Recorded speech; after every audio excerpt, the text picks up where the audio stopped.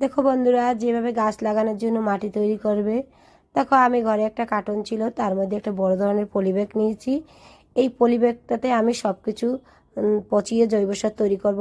প্রথমে আমি কিছু আমার তরকারি ছোলা পচানো ছিল, সেটা আগেই ছিল তাই আমি দিয়ে দিয়েছি। এর মধ্যে আমি দিয়েছি কিছু কচুরিপানা আর কিছু কলার খোসা, তার উপর আমি 1 লেয়ার মাটি দিয়েছি। এরপরে আমি অনেকটাই পেঁয়াজের খোসা ছিল, এই পেঁয়াজের খোসাগুলো দিয়ে দিয়েছি। পেঁয়াজের খোসা গাছকে পোকামাকড়ের হাত থেকে রক্ষা করে এবং পটাশিয়াম হিসেবে কাজ করে এবং ছত্রাকনাশক হিসাবেও কাজ করে। তার উপরে আমি কিছু মাটিটা দিয়ে দিচ্ছি। এই মাটিটা দিলে এগুলো তাড়াতাড়ি পচে যাবে।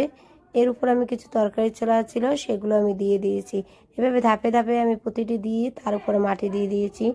এখানে আমি অনেকটাই মাটি দিয়ে দেব। এরপর আমি চাপা দিয়ে দেব, কারণ এগুলো পচতে প্রায় 1 মাস সময় লাগবে। তাই আমি এটার মুখটা বন্ধ করে আমি একটা ইট চাপা দিয়ে রাখছি।